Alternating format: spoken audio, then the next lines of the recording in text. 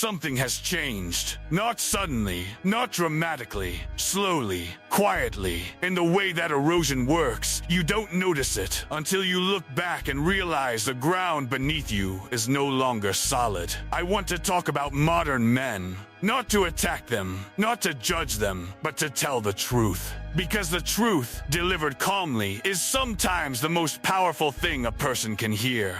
Most men today are not struggling because the world is too hard. They are struggling because the world has become too easy, and somewhere in that ease, they lost something they didn't even realize they had. They lost their edge. Look around. Men are distracted. Constantly. There is always a screen, always a notification, always something to scroll through, always something to react to. The modern man is never bored. And that sounds like progress, but it is not. Boredom was once a teacher, silence was once a practice, discomfort was once a signal to grow. Now all three have been replaced. Replaced with content, replaced with stimulation, replaced with instant access to everything, at any moment, for any reason. And men have accepted it, welcomed it, even celebrated it, because comfort feels like freedom. But it is not freedom. It is sedation. A very comfortable, very convenient, very slow form of decline. I am not speaking about physical decline alone. I am speaking about something deeper. The slow erosion of mental toughness. The slow erosion of patience. The slow erosion of the ability to sit with discomfort long enough to be changed by it. The mind softens first. The body follows. And then the standards disappear. Not all at once. One small compromise at a time. Think about what it means to have an edge, not arrogance, not aggression, not dominance over others. The edge I am speaking about is internal. It is the part of a man that can endure, that can delay, that can resist the pull of what is easy in favor of what is right. It is the part that looks at discomfort and says, I will not run from this. It is the part that holds a standard even when no one is watching, even when it costs something, even when it would be easier to let it go. That edge is forged through difficulty, through repetition, through the willingness to do what others will not. And here is what the modern world has quietly done. It has removed most of the natural difficulty from life. You do not have to hunt for your food. You do not have to walk to your information. You do not have to wait for your entertainment. You do not have to earn your validation through actual achievement. You can manufacture it. You can simulate it. You can receive it from strangers on a screen in exchange for almost nothing. And when difficulty disappears from life, the edge disappears with it. Let me describe what a man without an edge looks like. Not in a dramatic way, in a quiet, everyday way. Because this is not about extremes. This is about the ordinary pattern of a life that has slowly lost its discipline. He wakes up without intention. He reaches for his phone before his feet touch the floor. He is already reacting to the world before he has decided what he wants from the day. He eats whatever is convenient. He exercises when he feels like it, which is rarely. He starts things and does not finish them, not because he is incapable, but because the moment it becomes difficult, there is always something easier to turn to. He avoids the conversations that need to happen. He delays the decisions that need to be made. He fills his evenings with content he will not remember, and he wakes up the next morning to repeat the same pattern. He is not a bad person. Let me be very clear about that. He is not weak in the way people use the word as an insult. He is simply a person who has never been forced to build resistance. And in the absence of that resistance, the edge never formed. Or if it once existed, it was quietly buried under years of unexamined comfort. Now I want to talk about something that most people in this conversation will not want to hear. Because we have become very good at blaming things. Blaming the culture, blaming technology, blaming the economy, blaming the absence of strong role models, or a broken system, or a world that does not reward men for being disciplined. And some of those criticisms are valid. Some of those forces are real. I am not dismissing them. But here is the truth that cuts through all of it. The world has always been imperfect. There have always been distractions, always been temptations, always been forces working against the development of discipline and character. What has changed is the response, the internal response. The willingness to hold a standard regardless of what the environment permits. Because here is what I have learned, watching people, watching myself, watching what separates the men who grow from the men who stagnate. The problem is never entirely external. The real problem is always the slow, quiet, almost imperceptible lowering of internal standards. The decision to accept less from yourself, not dramatically. Not in one moment, but in 1,000 small moments across 1,000 ordinary days. That is where the edge is lost.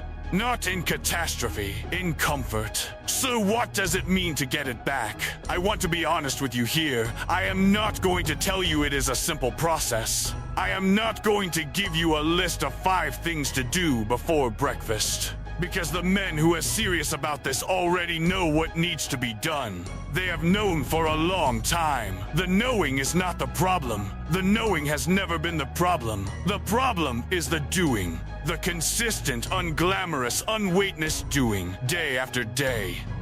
When you feel like it, and when you do not. When you see results, and when you do not. When people notice, and when they do not.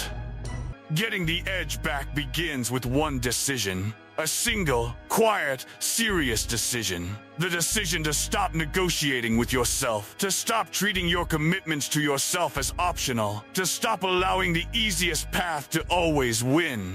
That decision, made seriously and meant completely, is the beginning of everything. It does not begin with a gym membership, or a new morning routine, or a book, or a podcast. Those things may help, but they mean nothing without the prior decision. The decision that says, I will no longer accept the version of myself that chooses comfort by default. I am going to do the harder thing. Not because someone is watching, not because it is convenient, but because I have chosen a different standard. Let me talk about what rebuilding discipline actually looks like. Because it is not dramatic.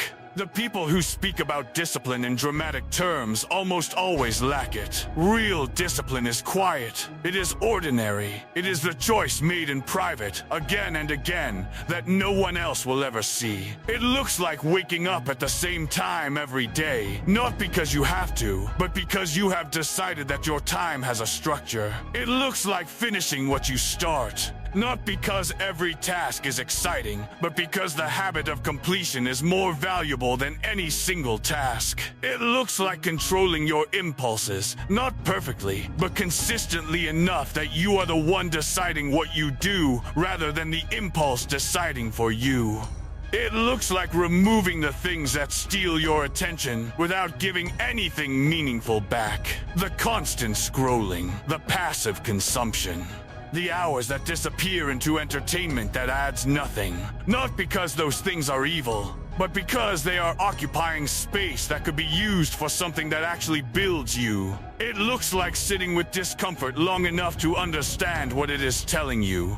Because discomfort is often just the feeling of growth before you can see it. The men who have learned to stay in that feeling, to not immediately escape it, to let it exist without running from it, those are the men who come out different on the other side. Harder in the right places. Clearer, more composed. I want you to understand something about the moment we are living in. Because context matters. We are living in an era of unprecedented distraction and unprecedented comfort. And that means we are also living in an era of unprecedented opportunity. For the man who chooses discipline, think about what that means. When something is rare, it becomes valuable. Discipline is now rare. Genuine focus is now rare. The ability to delay gratification is now rare.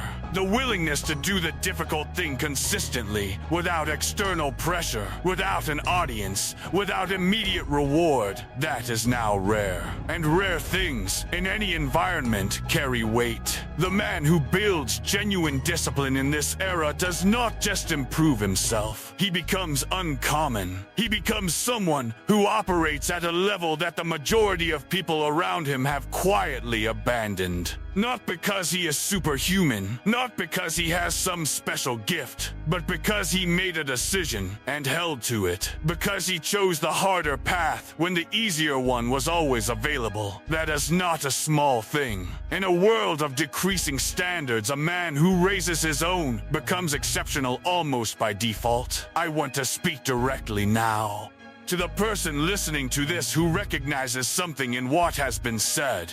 Who feels, in some quiet part of themselves, that they have been operating below their own standard, that they have known what to do and have chosen comfort instead, that they have the capacity for more and have been letting that capacity sit unused.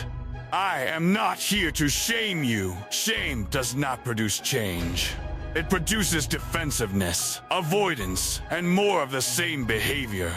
I am here to be honest with you, because honesty, offered without judgment, without arrogance, without anger, is sometimes the only thing powerful enough to shift a person's direction. You have not lost your edge permanently. That is not how it works. The edge does not disappear. It is buried. Buried under comfort, under distraction, under the accumulated weight of small compromises made across too many ordinary days. But it is still there. It is waiting, not for a dramatic moment, not for the right circumstances, not for the world to give you permission. It is waiting for a decision, a simple, quiet, serious decision. Made alone, made honestly. Made in the full understanding that nothing will change without it, and that everything can change because of it. The edge comes back the moment you decide to live differently, not more intensely, not more aggressively, not with more noise or more drama or more public declarations. It comes back quietly in the private choices you make each day, in the standards you hold for yourself when no one else is holding them for you. In the willingness to do the difficult thing again and again until it becomes who you are. More disciplined, more focused, more intentional. Not louder, not harder in the aggressive sense. Harder in the way that real things are hard, consistent, quiet, purposeful, and rare. The world is full of men who are waiting for the right moment, the right motivation, the right set of circumstances. The men who are building something real have already stopped waiting. They understood at some point that the moment never arrives from the outside. It is created. It is chosen. It is this moment, treated with seriousness, used with intention, held to a standard that does not bend for comfort. That is what it means to have an edge. That is what it means to be a man who does not decline quietly into comfort and regret. It is a choice, a daily, private, unglamorous choice, and it is available to you right now. At this exact moment, the only question is whether you are ready to make it. If this reached you, if something in this conversation shifted something in you, then say it. Comment, I'm taking my edge back.